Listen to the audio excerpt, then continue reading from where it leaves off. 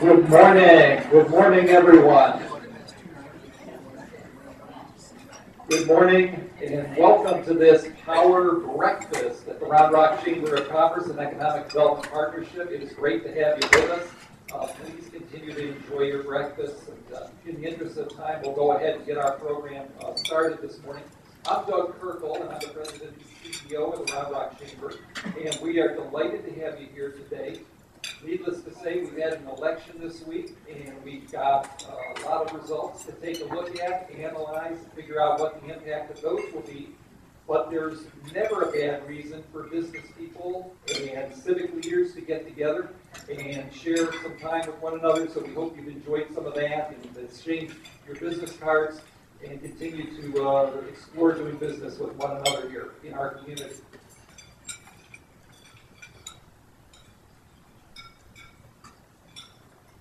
We are moving very quickly through the slides this morning. And it's my distinct pleasure to welcome the sponsor for this morning's breakfast, Mike Freeman from Mike Freeman Properties. And Mike, if you could join us, please. Please welcome Mike Freeman.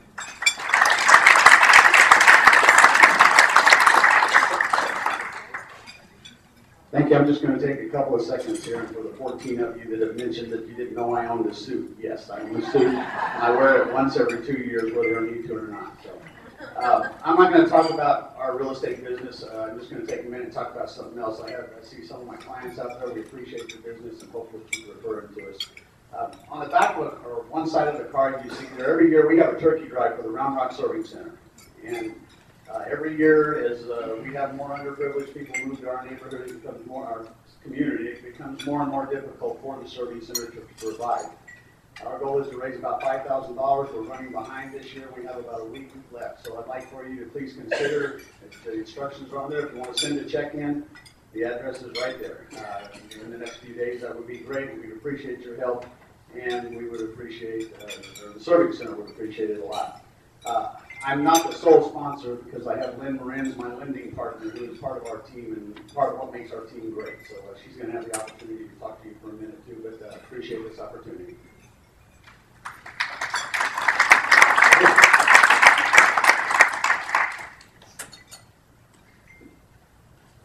Thank you, Mike. I'm with Network Funding. I've been in the lending business for over 20 years. We are a privately owned bank. We're owned by Texans out of Houston. We are a rapidly growing company, and we have very cutting technology that we use to get your loans done.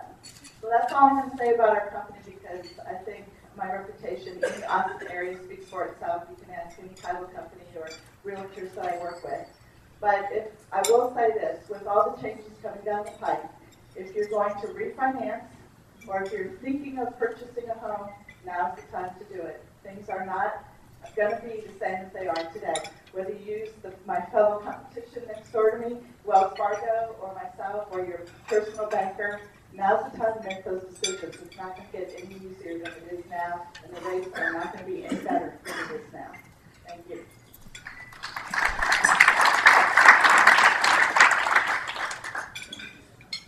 Lynn, thank you very much. Mike, thank you. And again, there is literature on your table.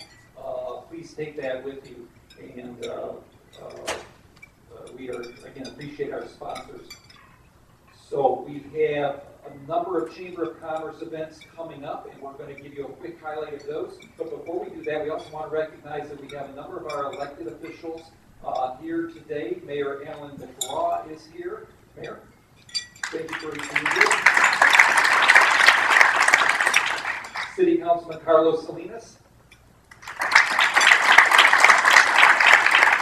And making a grand entrance, Councilman Craig Morgan.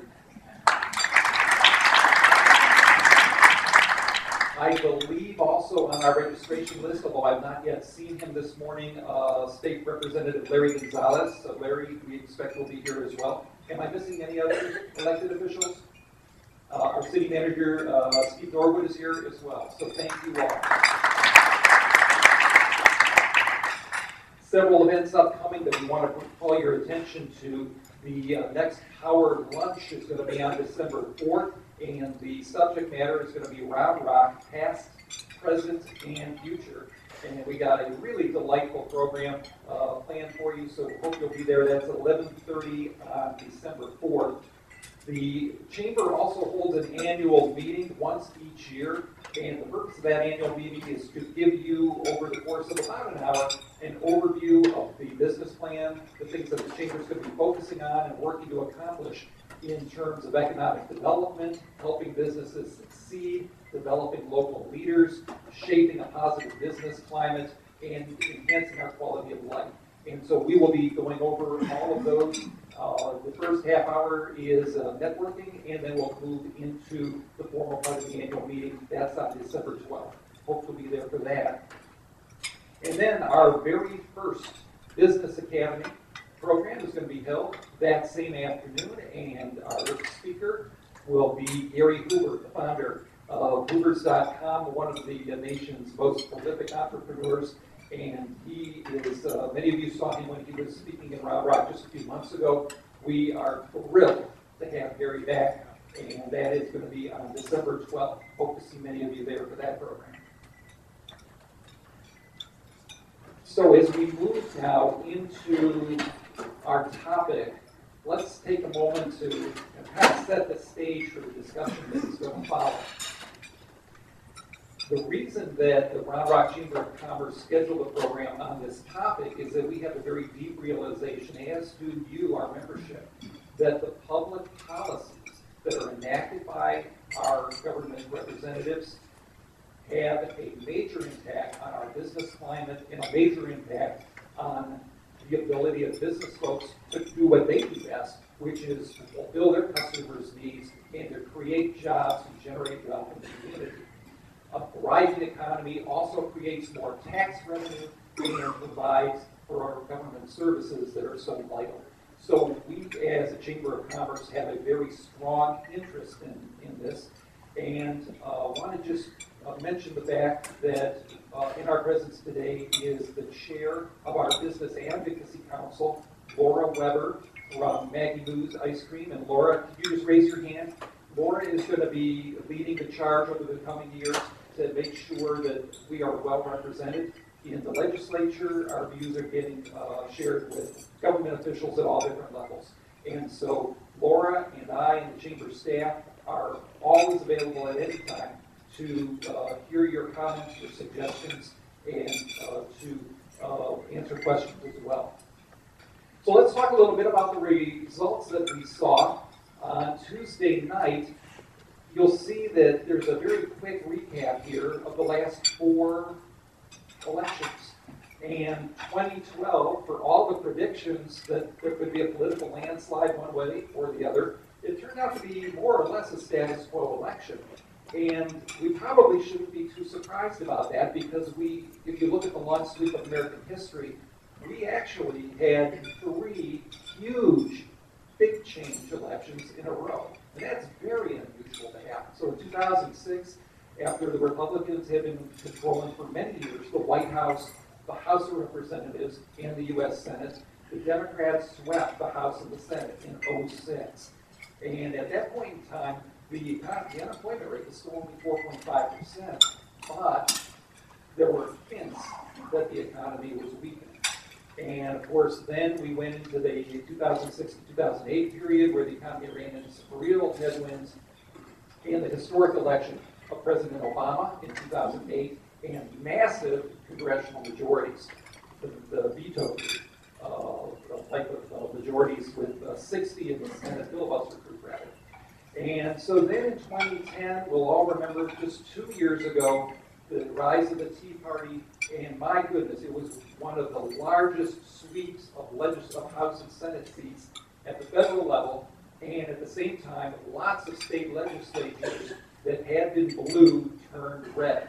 Here in Texas, our legislature got red. And so 3 massive change elections in a row, and it's almost as if the electorate, although still very closely divided, kind of said, we're going to take a breather on these big changes, and let's just let the folks that we got continue to try to tackle the problems. So 2012, more of a status quo election. Now, a lot of folks are surprised that Governor Romney was not able to pull out the victory. And this chart puts us in a little bit of perspective. We're actually missing one election here, which is 1976 and Jerry Ford. But this goes back 75 years and shows all of the incumbent presidents who were seeking another term. And as you look at that list, there were 13 of them leading up to this week who were seeking another term, and 10 of the 13 times the incumbent won.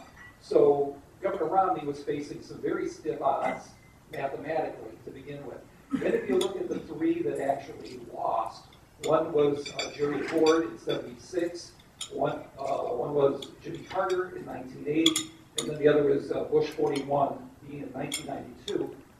All three of those were very bruised by primary elections, very strong primary challenges.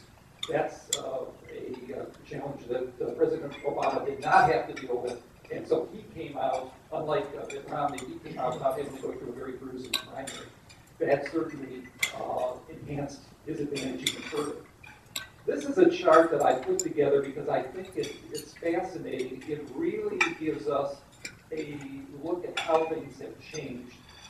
You can see from 1968 to 1988, the red line shows that when Republicans won presidential elections, during that period, they tended to be blowouts, huge margins. And when Democrats won, well, it only happened once in that brief time period, that was 1976, and it was a nail biter. It was very close. We had a very seismic shift in terms of how the Electoral College plays out in 1992. Starting in 1992, you'll see that we've been electing Democrats more often, and the Democrats, when they win, have been winning by pretty comfortable margins, at least in the Electoral College. When the Republicans win, the two times that Bush 43 was victorious, the Electoral College was much tighter. And so it was pretty clear that unless there was another seismic shift in Tuesday's election, it was pretty clear that Romney, if he was going to prevail, was probably going to be pretty tight, and he had only a certain number of paths to victory.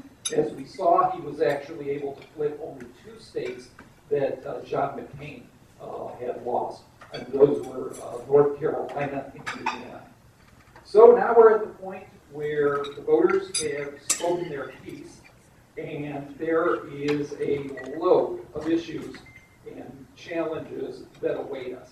And because of that, you know, this chart just scratches the surface of the various issues that are going to be addressed at the federal level and at the state level. And we could not be more pleased to have the panel with us today that brings expertise and very broad perspectives. We've introduced our public officials, and I think I just saw Commissioner Valerie Kobe come in. And thank you so much for being with us. Very good. Thank you for being with us.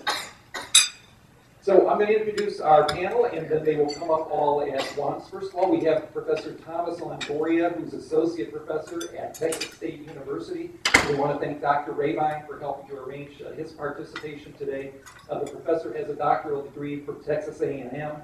His research has covered many areas, ranging from the environment to immigration. He also has a keen interest in the local political and policy issues, and so he will be part of our panel. Keats Norfleet is one of the state's most premier Republican political strategists. He is a native of Amarillo and a resident now of Austin. He's with us today. Ann Dunkelberg is with us. Ann joined the Center for Public Policy Priorities in Austin in 1994, and she's one of the state's leading experts in policy and budget issues relating to healthcare access and many other topics. And in 2007, she was named the Consumer Advocate of the Year by Families USA. And we're very delighted to have her here today as well. And then from the Texas Association of Business, Stephen Minnick, who is Senior Vice President of Government Affairs. He represents business interests in the areas of environmental regulation, energy, water resources, transportation, and other issues. He has a long career in those subject matters. And then finally we have Randy Kane, who's attorney at law, lawyer, registered lobbyist. His many clients include the city of Round Rock. Our moderator for today's program is going to be our chairman of the Round Rock Chamber of Commerce, John Garrett, and you also know John very well as the founder and CEO of Community Impact Newspaper. So I will welcome our panel to come on up, and John, take it away.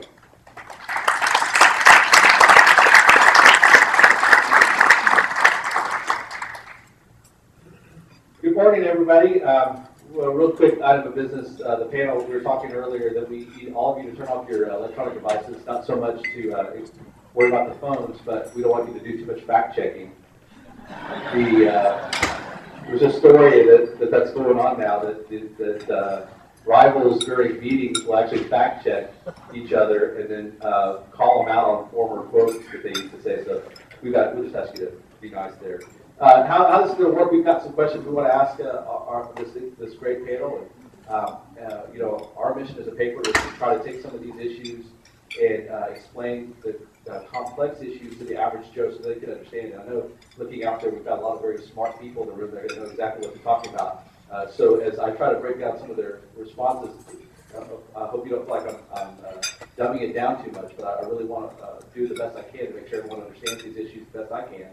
And we're lucky to have the quality of a panel that we have today to talk about some of these state and federal changes that we're going to see because of this election.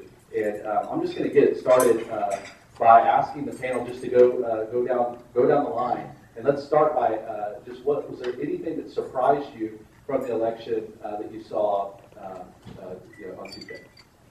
Biggest surprise.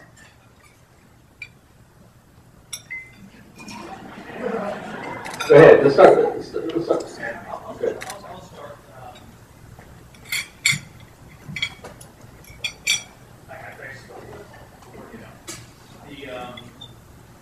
I think some of my fellow panelists are talking a bit more about, quite a bit more about the state and federal elections. But I thought they were focused on the local level.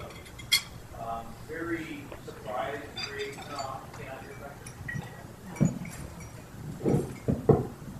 There we go. But I might focus a little bit more on the local level. That's in terms of what's surprising. Well, of course, as professors, you're supposed to act not surprised by anything. So, but one of the things we can observe is trends. And one of the things I noticed in Austin with great interest was the number of charter propositions around the ballot. We all noticed that. But I might spend a few minutes talking about that. Not now.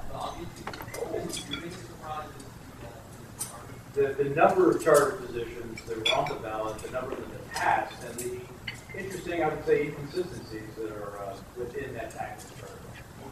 All right. I think probably the biggest surprise for a lot of people was the presidential election. I touched on it earlier, but I think not so much that President Obama was reelected, but the spread in the Electoral College. I think we all knew it was going to be close, but I think some of the margins and some of the states that Obama ended up winning was surprising to some people. When you looked at all the polls and all the indicators and trends, even though some of them were going towards Romney, I think if you were a realist, you could see in the final days that Romney was probably not going to be able to pull this one out. However, they did make a good argument based on some factors they were looking at and some internal polling that they had that showed that enthusiasm gap and these other intangibles that they said would get them over the hump. And so I think a lot of people expect that to come true. So I wasn't necessarily surprised that President Obama was reelected because all the polling data showed that was probably going to be the case, even as good a try as Romney had there at the end. And so that was a surprise. And, it's always hard to explain that to people, especially my Church of Christ grandmother, Amarillo. And I just have to tell her that unfortunately, the country is bigger than Texas sometimes. You gotta the entire country. So. I think my comment is not that different. I think what surprised me the most, and I work for a nonprofit, a C3, so we don't have anything to do with electoral politics, so I'm just here to sort out what happened afterwards. But I think what was surprising to me was the disconnect between the actual result of the election and the way was presented to the nation by the media in terms of the uncertainty about it, which just sort of left me with the sense that that we probably don't have a very good grip on where the people really are. That whatever we're doing is to try to figure out where public opinion is when we're doing something. Because that thing didn't come through clearly, as it seemed like the votes did.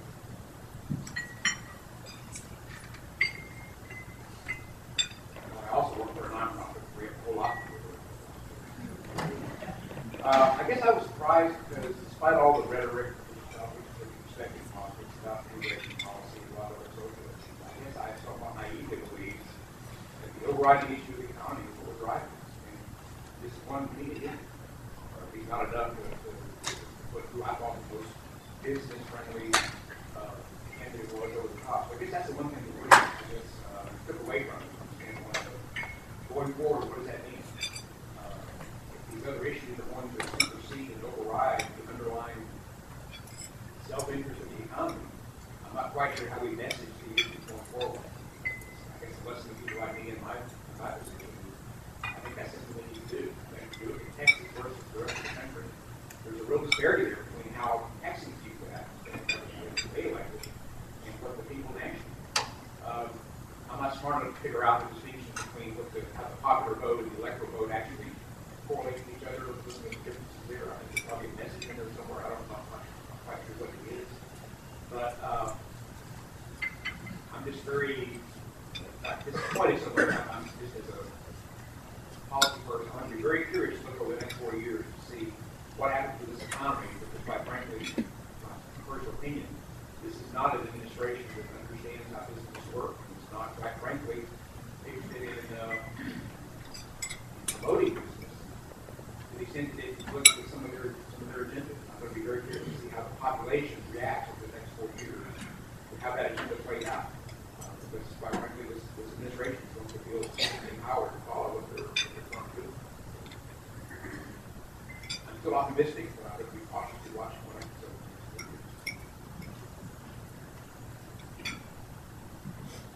Well, my focus on elections is primarily on state office holders, state politics. So I'll take a little different slant than the national politics that we talked about before. But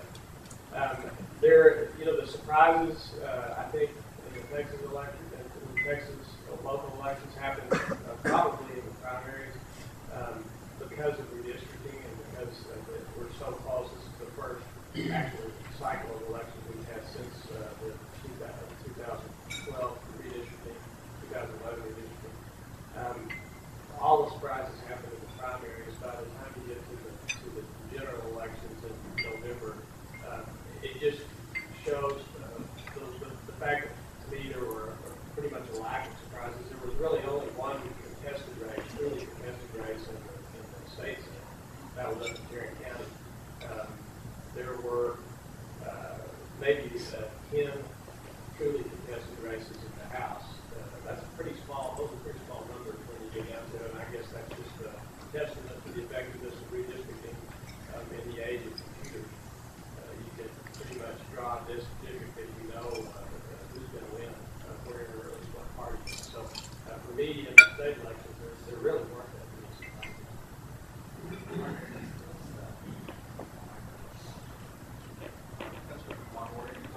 Yeah, the charter amendments. I'm just curious. I know you teach statistics. This is right up your alley. I'm just curious. What about that was a surprise to you? What did you learn or see from that that we can learn from? But first of all, I'd like to change my biggest surprise to Texas. I'm surprised that Texas is not it's not bigger than the United States.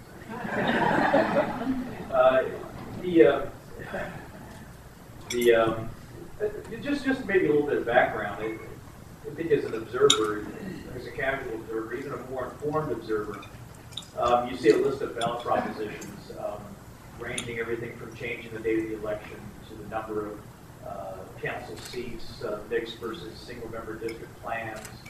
Civil service was on there. A whole list of things, powers for the council, the size of the council staff, whether they can hire their own staff, and hiring the city attorney. Lots of things are going on here. So, okay, what does it all mean?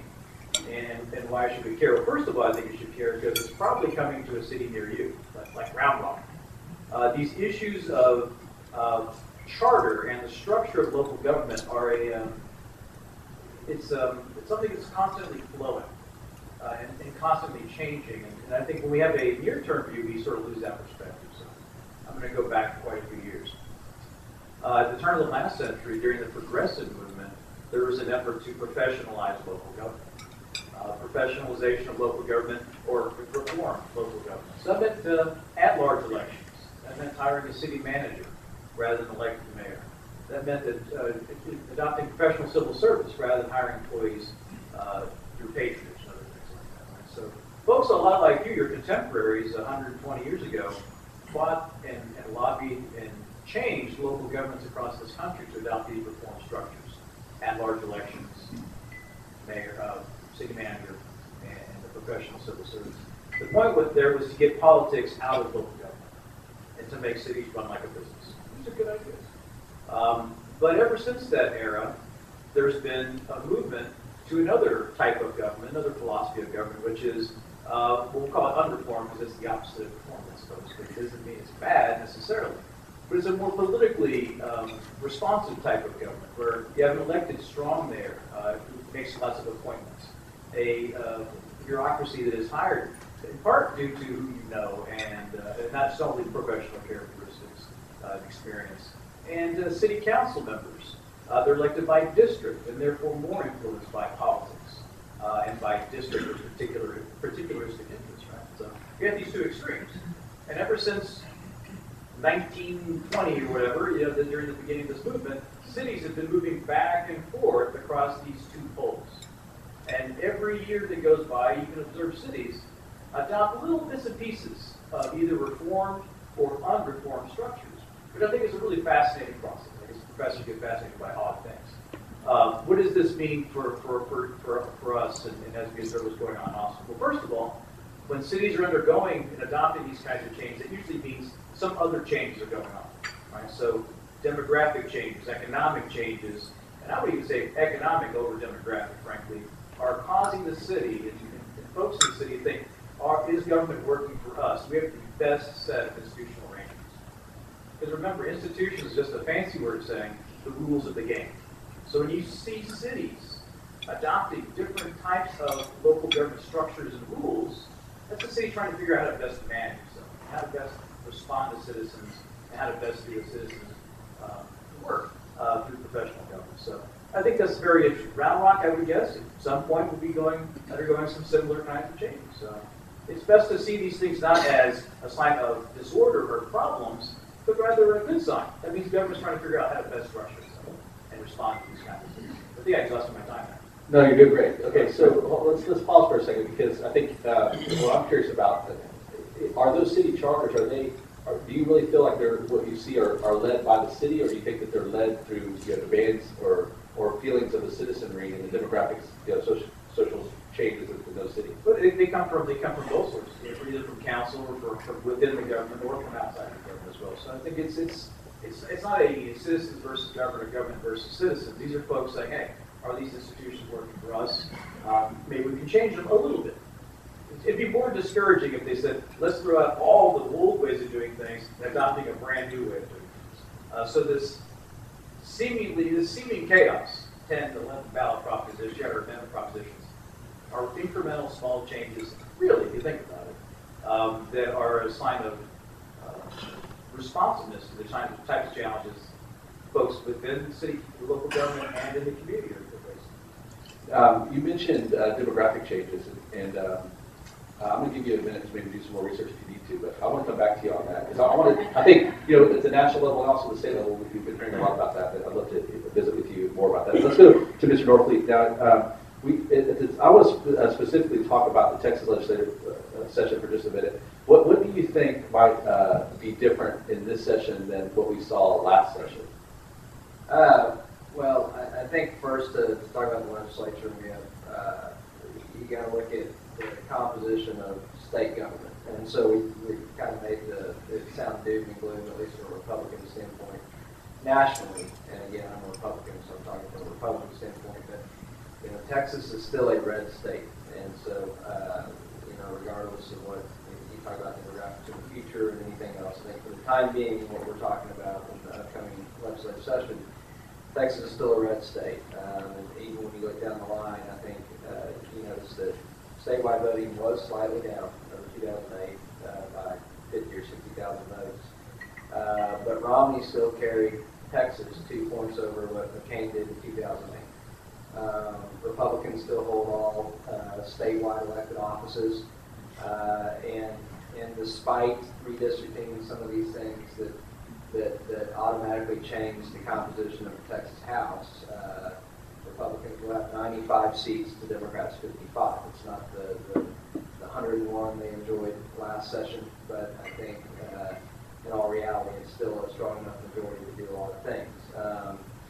And then once again, you've got the same composition in the Senate, 19 Republicans, 12 Democrats, not the 20 that Republicans had hoped to get to help bypass the two-thirds rule. So that's at least beneficial to Democrats. But all that being said, we still have a Republican governor, we still have a Republican lieutenant governor, and we still have a Republican speaker. So I think what you will see is that the Republican leadership and the Republican legislature will continue to forge ahead with a very conservative agenda for Texas to reflect the sentiments of the voters. Now, what that means, well, it depends on the issues, but I think without knowing and being a policy wonk myself, more of a political person, I think what it means is that you'll see a similar tact to solving the budget this time, where we're going to look at prioritizing, like they did last session, and balancing the budget without raising taxes.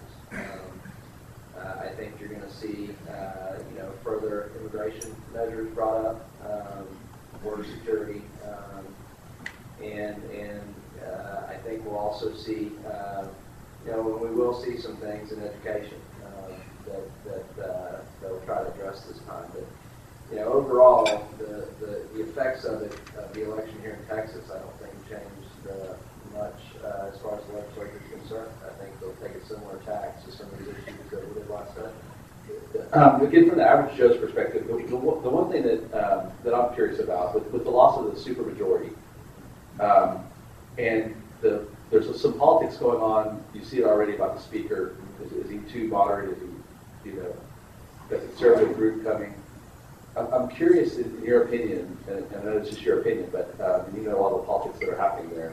But with the budget issues, that a lot of people said they kicked the can down the road. The comptroller did say we had another $5 billion that was unexpected that came in, but still the rising cost of Medicaid is only going to get worse, right? So do you think that things like the Perry Pledge might drive the Democrats to drive Oklahoma as we get close to, without the supermajority, you could have some more of those issues. Do you see that happening? They could. They could go back to Oklahoma, and I don't know that they would. But to your point about, for example, Perry, when I'm talking about them tackling the budget similar to what they did last time, for those who are familiar, Governor Perry put out what he's called the Budget Compact that has 5 key points about how he deal with the budget. And all of which are very similar, or even go further than what they did last time. So I think there's already been a marker put down by the leadership in the state on how they want to handle the budget situation. Now, another thing, and this is kind of getting in the weeds, but all that being said, there is the rainy day fund, and the Republican legislature made the decision last time not to touch the rainy day fund. That was that was a consensus among the leadership and most of the Republican legislature. But I think that with education, which is an increasingly important issue, always has been, but even more so, I think, than it has been in recent years. I think there's going to be a push, and even among some Republicans in the legislature, to look seriously at using some of the rainy day fund to restore some of those budget cuts. And I can't pretend to know, and I won't speculate what the governor's budget compact exactly means, but when you look at language, it doesn't say, it says protect the rainy day fund. It doesn't say don't use a penny of it. last time we said, and for good reason, depending on who you talk to, that we're not going to touch it. I think now that it has increased more, and I think now that, you know, we're starting to hear more about education and the cuts that were made last session. I don't want to speak for the legislature, but I would assume that there is going to be a push to use some of that to restore those cuts and possibly for other services. But I don't think they'll bring it. I think they will leave a reasonable amount of money in there. Great, thanks. Let's move to Ms. Knuckleberg. I'm curious, from the C3's perspective, what do you think? I'm going to give you some flexibility to talk a little bit more to the state level, but also at the national level if you'd like. What are some things you're going to see that are going to drive y'all's initiatives and things you're going to be looking for? Well, and I'm going to be selfish and focus on the area that I work on primarily, which is healthcare. So there are a couple of big things on the table, state and federally. And so one of the big things for Texas to grapple with this session is whether or not, because of the Supreme Court's ruling last summer, the only thing that they changed in the Affordable Care Act was essentially saying, you know, everything else stays here, but this one piece, which is Medicaid expansion to all U.S. citizens below 133% of poverty, is now essentially optional. If you choose not to do it, there's no penalty. And there's been some very good work done recently by Steve Murdoch, our former U.S. Census Director under President Bush, as well as our former state demographer, and his shop down at Rice did an analysis of what the Affordable Care Act would do in terms of impact on the uninsured in Texas. And basically, he did kind of a low, medium, and high scenario model, and his estimate is that if we got even just a moderate scenario enrollment in coverage under the provisions of the Affordable Care Act that started in 2014, that it would cut our uninsured rate of the state in half. If we got robust enrollment, it would cut it as much as 3/4. But even moderate would cut us from having essentially about 24% uninsured down to about 12%, and that's over 3 million people gaining coverage in the first 2 to 3 years of coverage. So what he also found was half of that gain only comes if you do the Medicaid expansion. And the Health and Human Services Commission, the Medicaid agency, has done the numbers on what they project the costs and federal match coming in from that Medicaid expansion would be in the first 4 years. Since we do the 2-year budget period, they did 2 bienniums worth of estimates on it. And their estimate is in that first 4 years of the expansion, if we were to do it, that it would cover about 1.5 million of the poorest uninsured in Texas. That's a little over 1 million adults and a little over 400,000 children. That's a long story. The expansion doesn't actually affect children, but one of the things that statisticians know is that when you start enrolling more adults and parents, more of the children who are sitting out there right now already eligible but not enrolled show up. They call it the welcome mat effect. And so basically, they're looking at that benefit in terms of the reduction in the uninsured that's in question. You know, whether or not we are going to cover those 1.5 million is up to a decision of the legislature and the governor. They also estimated that Texas, for those first 4 years, would have to come up with about $3.1 billion in state matching dollars and would draw down over $27 billion in federal matching funds in result. So those numbers, I'll say that again, over 4 years, we put up a little over $3 billion, we draw down a little over $27 billion in federal matching funds. So the magnitude of those numbers is why you have things like the big local, the big urban hospital district chairs saying things like, we really need to be looking at a way to come up with the funding to do this, because the economics of bringing those federal dollars to Texas are so powerful. For Travis County, the Health and Human Services Commission's numbers project that Travis County would bring in a net, and this is net of the state's, after deducting the state's contribution to draw the federal match, Travis County would have over $224 million a year flowing through its healthcare economy on average over the 4 years from 2014 to 2017, and Williamson County an additional $41 million a year.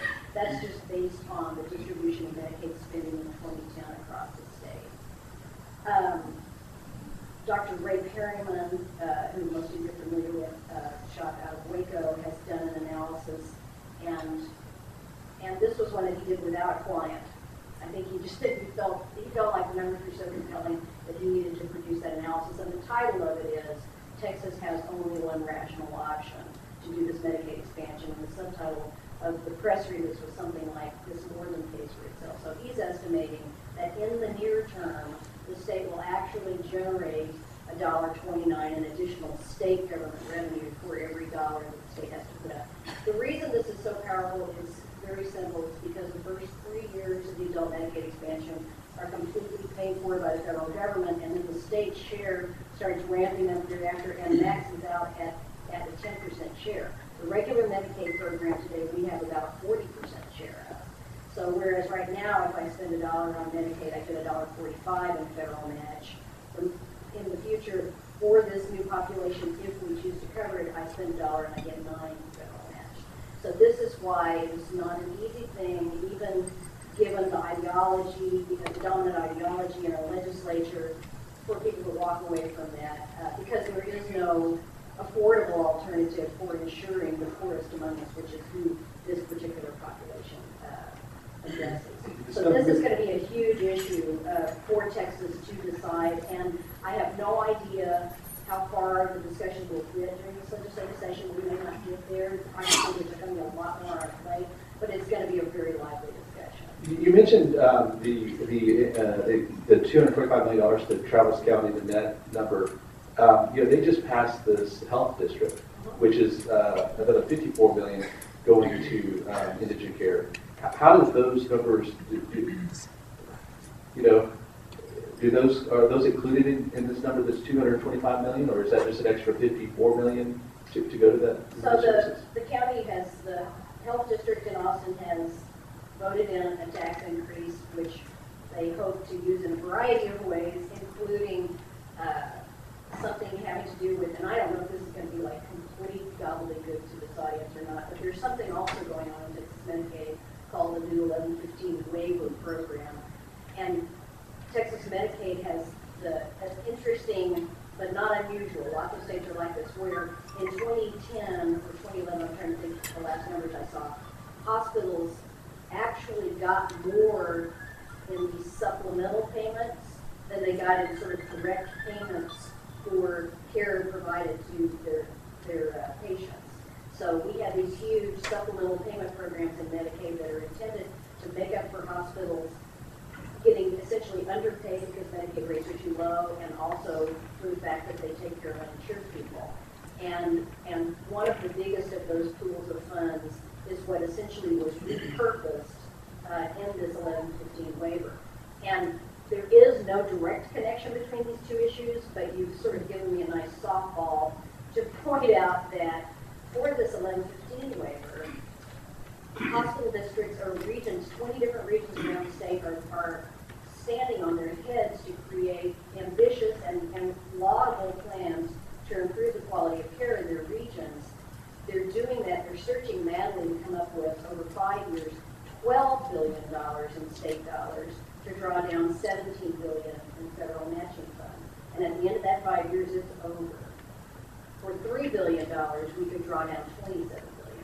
So I think the point is not that I don't support that waiver, because I think it could produce a lot of good things for communities all over Texas, build up provider supply and access to primary care.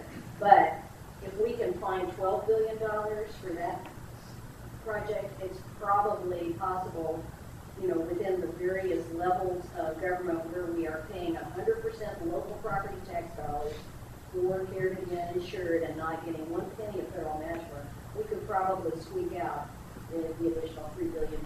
Seems like a lot of duplication their tax dollars and people fighting for those tax dollars. It's interesting. Let's move over to our next panel. So, obviously, from a business standpoint, Mr. Minnick, there's a lot of business people here that are going to have questions about how you guys are going to be approaching this session. I'd love to hear from you some of the key things from a business owner's perspective that we should be looking at the state legislature for. And if you want to speak to the national level, you can. But that would be a good start. Well, I think the first thing you take away is what we've seen quite frankly in a lot of recently. That is, we've got 7 new members in the legislative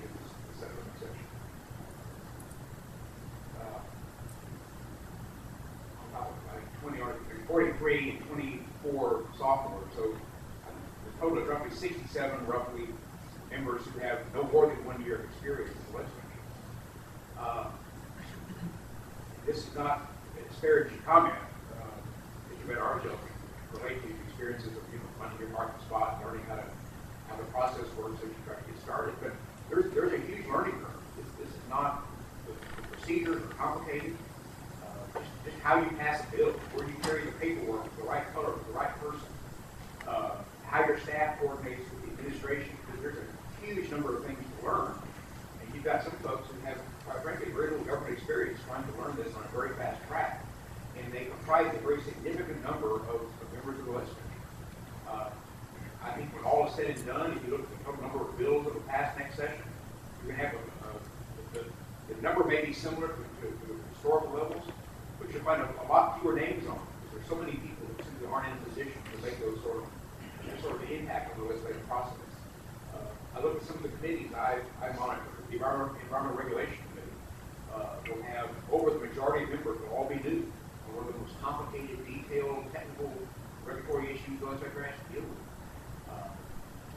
You'll have folks trying to learn the intricacies of federal interactions with the federal government on air quality regulation, for instance, how that meshes with state policy. At the same time, they're again trying to figure out where their parking spaces are and how the process works. Mr. Gonzalez, Larry and I had a big interesting conversation today. We were talking about his experience, his freshman term in the legislature, and how he would notice a lot of people on the House floor are frustrated because they didn't understand what was going on. And he said there was a real clear demarcation between the people who would get up and ask questions. What are we doing? What did that vote mean? What is this procedural issue that's happening right now? Versus the ones who would sit at their desk with their arms folded mad because they didn't know what was going on. And so, to a certain extent, one of the things that people like I have to do in meeting all these people and introducing myself to them and explaining, here's why we need you to do this as it relates to helping businesses prosper in Texas. Before we even get that message across, obviously there's a huge hurdle of just understanding and getting themselves familiar so they're comfortable in, all right, now I understand what you want, here's how I can apply what I know to help you. We have a lot of new members, we have a huge hurdle of just getting past that. We have met with most of the members during the course of running for office during the election season. A huge disparity in terms of opinion or position. What they think they know coming to Austin, what they think they're going to accomplish, what they think their constituents want them to accomplish. Here's where I think the real the crux of the problem is going to be. We've got a lot of new members, as I said, a very conservative legislature. A lot of people who signed pledges saying, I will not raise taxes. Some went beyond that and said, I won't raise taxes or fees. Some have taken even more strident positions in terms of what we're not going to do. Yeah. What does the slide over there tell you? There's some of our big state issues are. Education, water, transportation. This state is facing some critical challenges as far as infrastructure and our ability to compete both with other states, with other countries, for economic activity. Simple economic theory. If the economy expands, the expansion will go to where it is most favorable.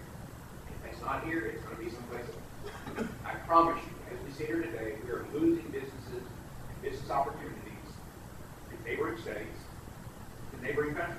Why? What do the front pages of all our newspapers tell us in the last year? Our roads are too crowded, we have no water, we don't fund education.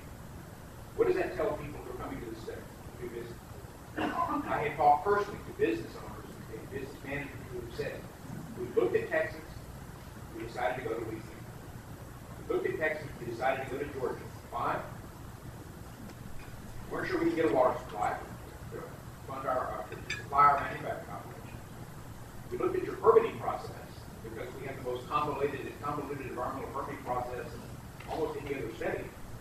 It takes 2 to 3 years to get a major permit for a power plant or a major manufacturer in the city of Texas. Those are the case here process. Other states figured out that they were shooting themselves in the head by doing that. So they changed the process. The federal government used to have to serious emission programs. The Clinton administration did away with it. Why? They found them ineffective and time consuming. We continue to do it.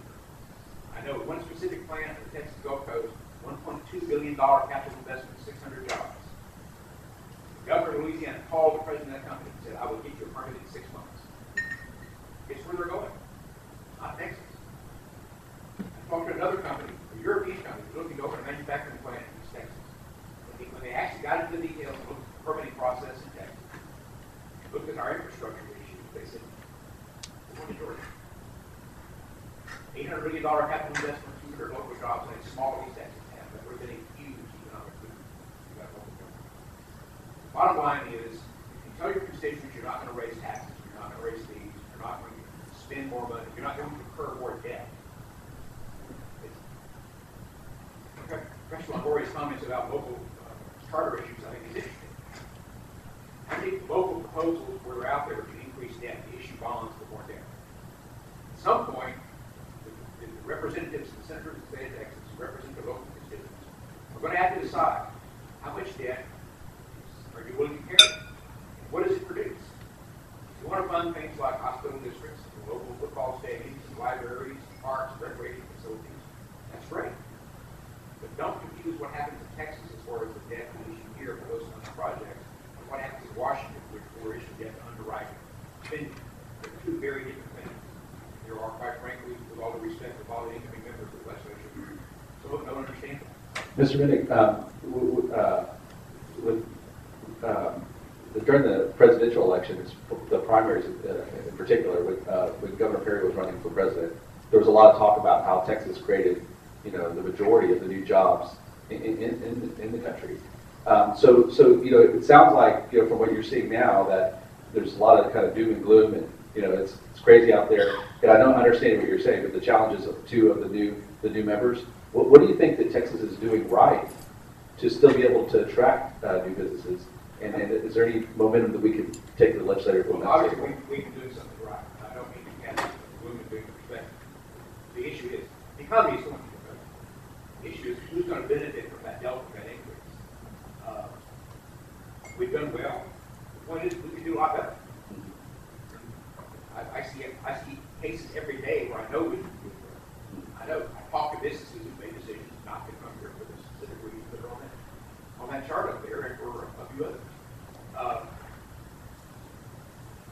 What we have to start focusing on, in my opinion, this is where we have this huge educational issue with especially the incoming members of the legislature, is how do businesses operate? You invest capital, you add value, create a product or service that's more valuable than the core cost of what you put in. That's called investing. You spend money to make money. Now, I've never been a proponent of arguing that government ought to work the way business works, because our objectives are totally different. But there are principles and practices that are equally applicable. One is we have to make an investment. Get something about it and back out. We have to put money into our transportation system and our water system for the simple reason that it's simply economics. Look at water. If we do nothing else, we have an increase in demand, a flat and actually decrease in supply of water. What happens to the per unit cost of water invested? It gets more expensive. Every gallon of water is going to cost you more. Turn on the tap, 10 years, 20 years from now, your water is going to be a whole lot more expensive than it is right now. The state can make a very small investment in increasing the supply side of that equation.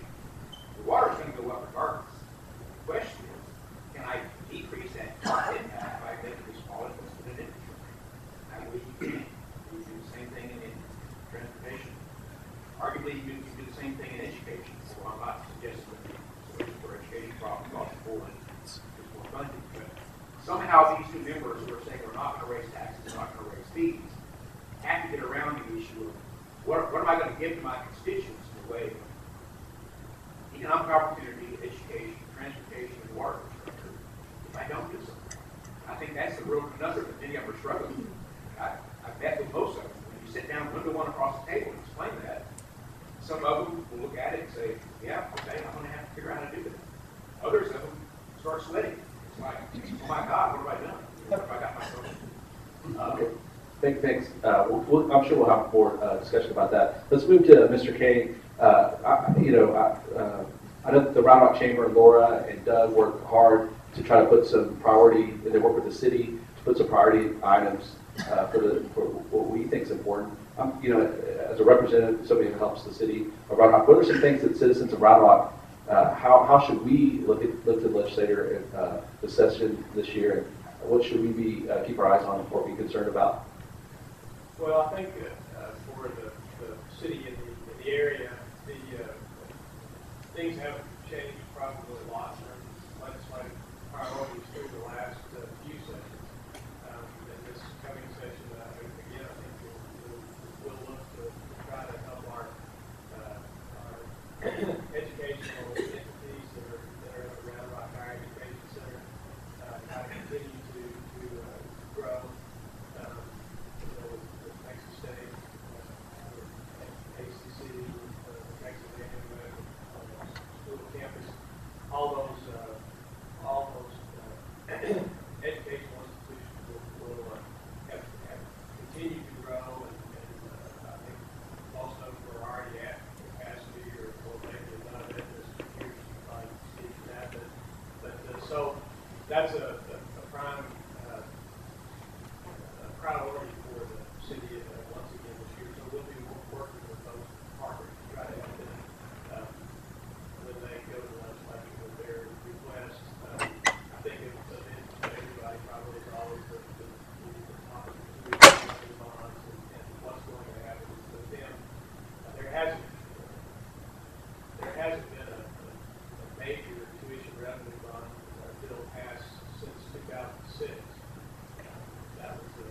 That particular bill built the second building in Texas State and on the Round Rock campus. Traditionally, kind of the recent modern world of capital construction at Texas higher educational facilities, the legislature relied on a device called the tuition revenue bond, and by definition, what that would explain is that you use tuition paid by the students to purchase bonds and build the buildings. It doesn't exactly work like that in practice, but really what the legislature does is out of general revenue, they pay the debt service on these bonds. So the bonds are usually 30-year periods, so the state at this point is carrying a significant amount of debt service for all of the educational institutions, higher educational institutions in the state. So there's been concern the last few sessions that whether this is an appropriate way to continue to raise money to build our campuses. That discussion is ongoing. And it's been 6 years since the institutions have gotten any new money. In a state like Texas, that's a fast-growing state, with thousands of people moving here every day, and we have a need for additional educational institutions. You're starting to hit a wall. I think a lot of the chancellors and the university systems you're going to see them coming to the capitals this year, I think, with even more urgently than something has to be done. So we're going to do our best to try to help our partners there. I think that one thing just to consider is that as the panelists have said today, it's going to be a large incoming class of freshmen in the legislature. There's a lot of sophomores. Williamson County delegation is going to mirror that trend this session. Senator Ogden, who's been in a very influential position and has represented Williamson County for years, is leaving as the chairman of the Senate Finance Committee. So, taking his place is a very capable replacement, Dr. Charles Shorten of Georgetown. He'll be a freshman, and we don't know what committees he'll be on. We'll have to wait until the Lieutenant Governor decides when he makes those. So hopefully he'll be appointed to committees that will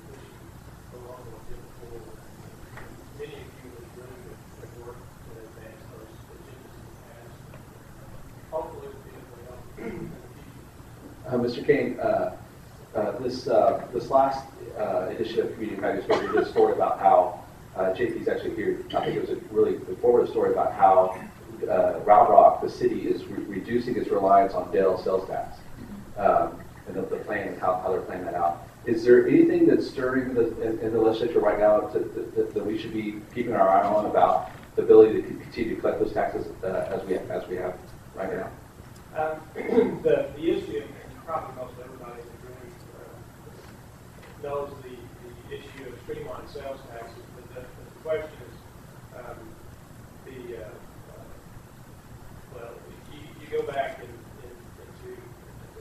sales tax law to really probably 10 or 15 years of Quill decision by the Supreme Court, and that is where you collect sales taxes. Do you collect them at the point of sale, or do you collect them where the destination of those goods occurs?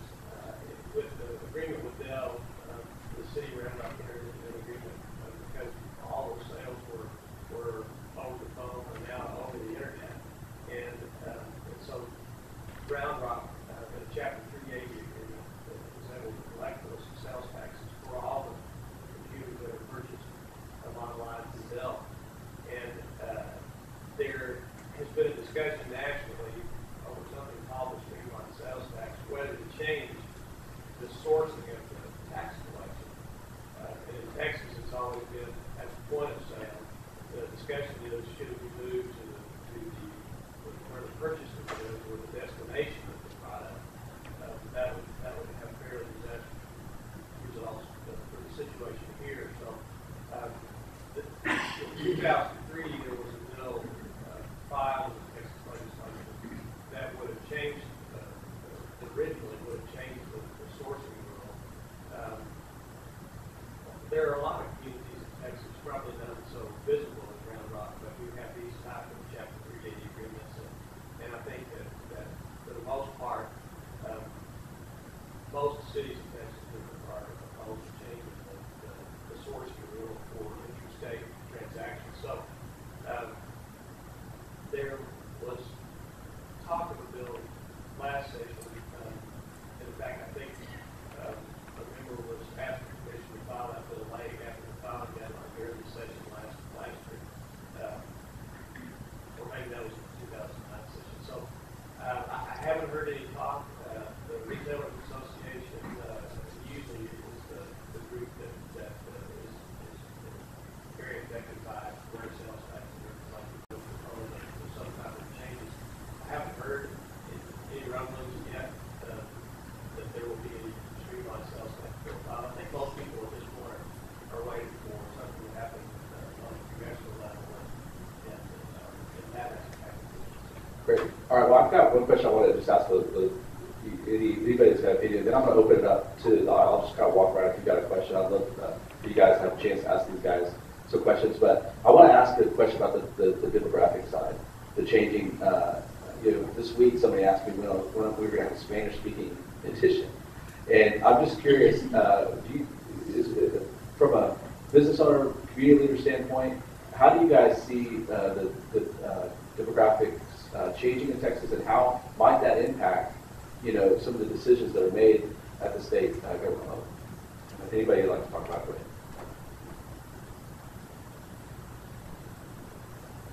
I'll just make a quick comment that I made reference to Dr. Murdoch earlier, our former state demographer and new census director, and he's been a leader for over 20 years in pointing out how important it is that we change the educational outcomes and socioeconomic outcomes for Texas Hispanics in particular going forward, so that when we have a Hispanic majority, they will be a well-educated and more prosperous group. And I think that just speaks to the point that my colleague made here about the need to invest in education as one of the ways to keep the whole state prosperous. Okay. I'll just mirror that by explaining that one of our primary objectives has to do with education and about being able to measure the outcomes. They're controversial. My wife taught public education for 34 years, so I hear about it when I come home every night.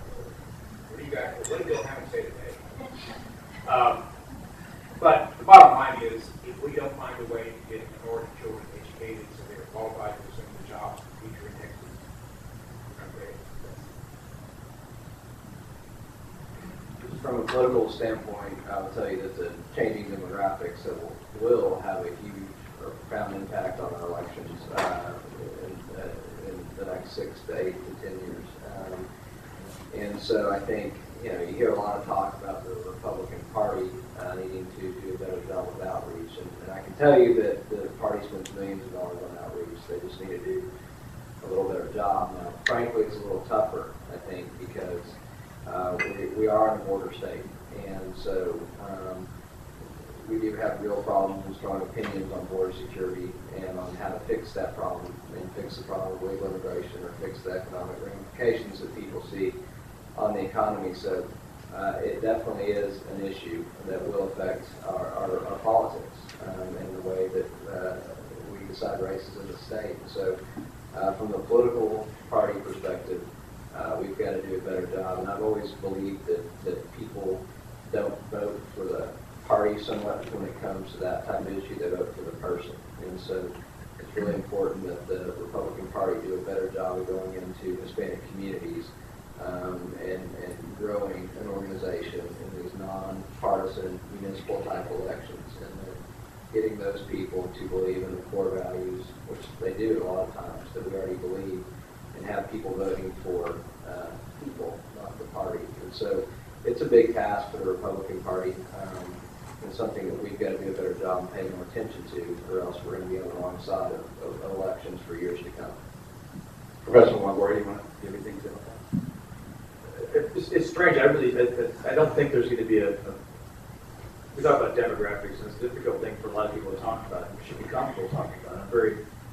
I want to echo what my panelists have said here. There's shared interest here. It's not a matter of what did those folks want or what did those folks need. It's about the prosperity and future of the state. I think most people realize that. Unfortunately, our elected officials, talking heads on TV and on radio, forget that most folks, like the folks in this room, are just trying to get the job done, create better communities. So I think I wish more people at the top of the media as well. In terms of the future of electoral politics in Texas, I don't think it's going to. We don't know the answer. We don't know what it's going to mean to be quote unquote Hispanic in 2020 or 2030 or 2040. We have no idea. You look back 20 years and it's a completely, there's salsa over there on the buffet at the Round Rock Chamber of Commerce. 20 years ago, they would have been completely like, what's salsa? So when people pretend like they know what's going to go on in 20 years and what it's going to mean for the state of Texas, I think they're just guessing.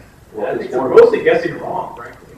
Well, if we get more things like salsa, I think everybody will agree that's good. Yeah. Maybe the salsa party could form. Green party. We got a green party. Green salsa. All right, let's open it up. Anybody have any questions for this for the panel? Yeah, I'll try to walk around here. Or run. There's no leg stripping me. Yeah, I'm Paul Franzik, hailing from Georgetown. I'm a small business owner. And the questions I have to ask are compact. The panel mentioned the federal government is lagging in what they want to do or know how to do to support business. And that's why all of us are here, to find out about business. The question I have really is, one question is, how is the state going to fill that gap that the government's not doing for us? Two, because of the recession, businesses dropped all over the place. More government regulations coming out facing the banking industry. We know for a fact that it's hard to get investment money. We're all of us are probably suffering from the recession over the past 5 years. So our balance of payment, budget, our store budgets, business budgets, probably don't look the best thing in the world. And we present that to the bank, they look at us and kind of shoo us away. But they come back and give us all this new fees that we have. The newest fee I have is interesting. We call it interest on uncollectible funds.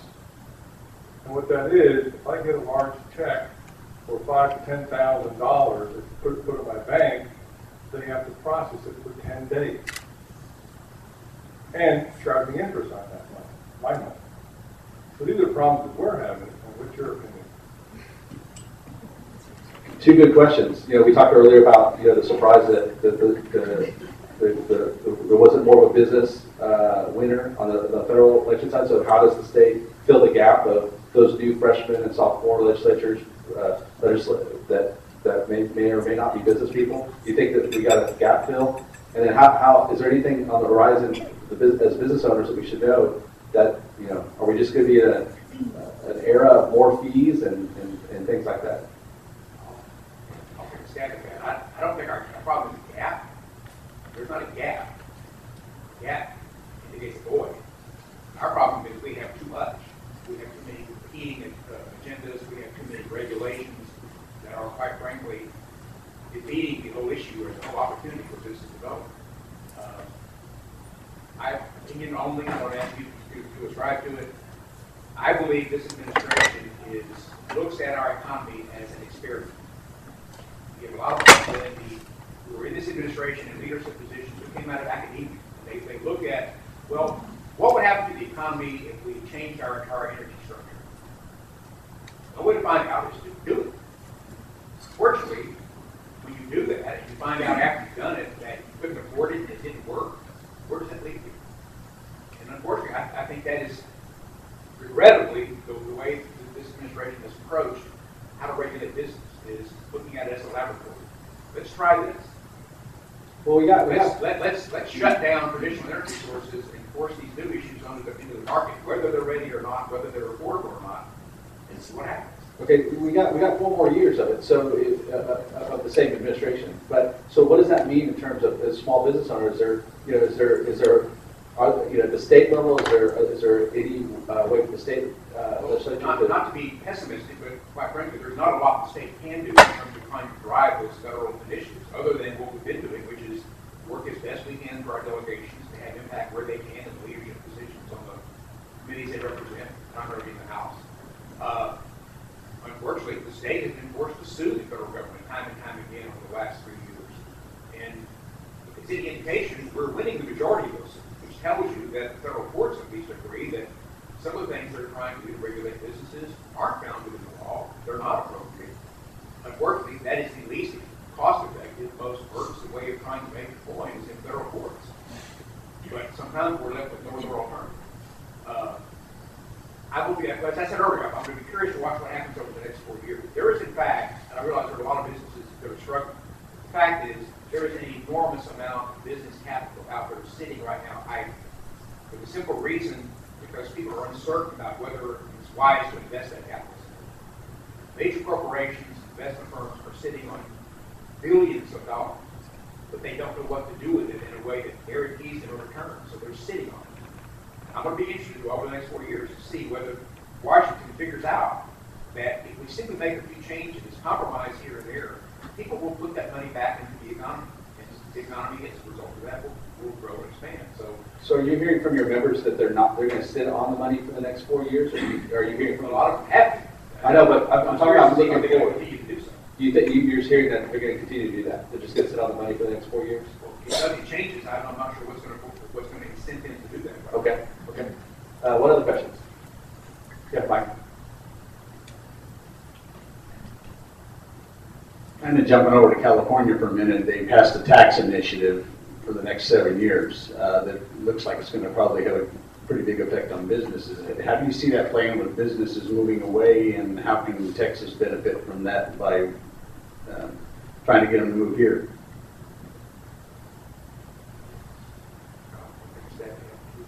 Well, since my youngest daughter, son-in-law, and 3-year-old grandson just moved to California, I have a totally different perspective on it than I did in days ago. I'm hoping that California at least remains solvent for a while. At least I'm getting back home. But I think we do need to look at our tax structure. Obviously, continuously we need to evaluate it from the standpoint of, are we competitive? It's not hard to look at where companies are located and ask them why. That's obviously one of the issues we look at.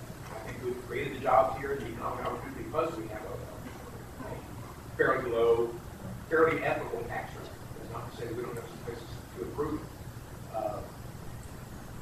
As far as other issues I just spoke about, our permitting process, things like that, those are all things we need to be focused on in terms of not undoing valid regulations, not undoing valid regulatory policies, but how do we protect the interests of our citizens, property values, public health and safety, and at the same time remain competitive. I assure you, the governors in other states are not ignoring public health and safety and property rights and things like that while they attempt to attract jobs away from Texas. So we have to find that middle ground. How do we do those things to keep our folks well, safe, happy, and educated at the same time? Prevent the government from Louisiana calling up our business opportunities and saying, come over here, do a better job. I'll point out something real quickly. We don't see the ads here because they don't run here. They don't want to run our TVs. But there are things on TV that run sponsored by the state of Wisconsin. I've seen one from Wisconsin. I've seen one from New York. I saw one from Ohio the other day, where either the governor or someone significantly associated with that state are out there doing PSAs saying, come to Wisconsin to do business, come to New York to do business. One of the things I noticed about every one of those ads I've seen, the one in Wisconsin was done with a backdrop of Lake Michigan in the background. The ad never mentions water. But you're sitting here thinking, well, we're not going to go and open a new manufacturing plant. Well, why not with this huge freshwater inland sea in the background behind it? The one that the governor of New York did was in Niagara Falls. He also never mentioned water. But in the background, what do you see? Billions and billions of gallons of fresh water just rolling by. Nobody's using it. Probably there for the taking. And so these messages are getting out there. People are using, again, when we talk about cities in Texas running out of water in the summertime versus Lake Michigan. How do you compete against that? You have to turn the message around and say, Texas is doing something to address it. Here's our plan, here's our message, here's our plan of action. So the businesses say, you know what, forget what newspaper ads say. I talked to folks. So what's going on in Austin then? And I'd love this state, you know, historically you've got some experience in the Fort Worth area, that kind of thing. But I'm just curious. I saw a presentation from the Austin Chamber of Commerce a few days ago that talked about all these companies that were coming here, and also some from other Texas cities. But it was an amazing map that showed all these companies that were looking to move to Austin in particular. Is there something about our area that makes it a little easier for us, and what can we do to protect that? Steve would know better on the actual business mechanics of how our state operates, but I think a couple things. We do have a good cheerleader for the state, Governor Parrott. I mean, I think he's talked about the successes and the regulations and the tax structure and things, and he's done so effectively. And I think we have attracted some businesses and people because of that, and because there are tangible things that we've done here to improve that climate. I go back to something we talked about here, and that's water and transportation, and how that relates to business, how it relates to the long-term health of our state. I will tell you that in doing political polling in legislative districts all over the state, there are some districts in this state, as you can imagine, where water is now the biggest issue over jobs in the economy, over education, over legal immigration. And so, and I will tell you, you asked about a speaker's race earlier, and I think Speaker Strauss is the odds-on favorite to win re-election because it's decided by the members and not outside forces and blogs and petty arguments off to the side. But water is something that he's already talked about addressing specifically, and which I thought was bold on the part of the speaker. Typically, when we see the emergency items come out from our leadership, it's immigration and taxation and things of that nature that are fairly conservative and predictable. But the speaker and some of the leadership in the House has already been talking about the need to shore up our future water supply and work on, and so is in transportation, and even Governor Dewhurst came out this week and talked about the need to look at some new transportation funding options. So, all that, it is going to be a conservative legislature. They are going to tackle some of these issues in a conservative way, but I will tell you, it's not lost on them that there are big issues, and that some of these issues that used to be kind of down the pecking order after jobs, the economy, illegal immigration, these are starting to become real issues because the people are talking about them, because the people realize them. And so I do want to point out that some of our leadership has been going a little outside of our traditional scope, and they are talking about these big issues. Like Steve said, what will they do to fund them? How will they go about that? That's the question, because it is tough. But at least they're talking about them. At least they've acknowledged, and at least they know that those things are out there and need to be addressed. We got time, I think, for one more question. I'm going to go right over here. My name is Byron Morgan. I'm a professor at Texas State. And this is more for Mr. Norfleet. I know you spoke about the Republican Party being more inclusive. I saw where exit polls were showing that basically as Republicans we lost because we didn't garner the vote of women, we didn't garner the vote of African Americans, and again Hispanics. And when you say that the Republican Party is going to need to change their message in the future, what do you see as a political strategist, what do you see as that changing message, or where we have to attract those voters to the Republican Party? I mean, for lack of a better term, from moving from a more, I guess, kinder, gentler conservative to be more inclusive of these other demographics to get them to believe in the message that the Republicans want. What do you see as the change that has to happen? Well, I'll just say real quick, nationally, I mean, since the election, you've heard there's two schools of thought. And there's you said compassion. Mark McKinnon, who's a national strategist, said we need to put compassion back in conservative, kind of like when George Bush ran for president. So there are people talking about retooling their message. And even more than that, retooling the ground game and retooling a lot of things in the Republican Party to reach out to where they think they lost the election. And then the flip side of that are Republicans who say it's okay, we got to stay the course, we don't want to abandon our principles, this is just a hiccup, a part of time, it will correct itself. Let's not get off the train now. My opinion, I just want to give you the 2 points of view. I work for people that feel both ways. I think the answer lies somewhere in between.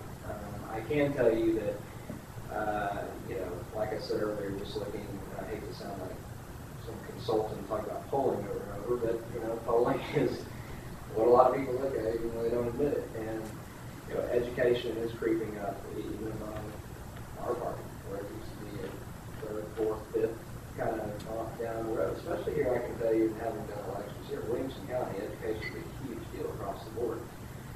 So I think that, as far as maybe in the state, not so much the national level, because that's something that's going to have to be talked about among the people that do those elections. But I think education is an issue where we can help with our brand and our party, and I think it's something that we've got to address. Now I agree, and we differ on how to fix that. I think most Republicans say you can't just keep throwing money in it. There's different accountability measures, local control measures, or school choice, which is going to come up during this election. But I think that working on education, talking more about education, talking frankly more about some of the things we've done on education. I think same with transportation and water. I think those are kind of some of the issues that we'll continue to work on if we kind of talk more about to the right people.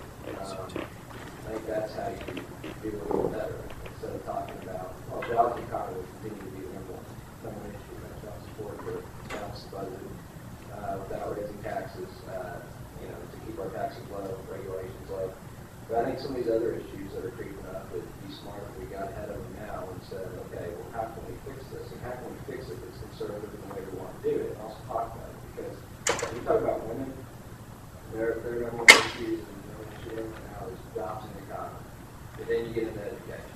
And, I think that there's some opportunities in the state for Republicans to address some of those in the next several sessions, and it's important that we get ahead of it and talk about it and be proud of those type issues.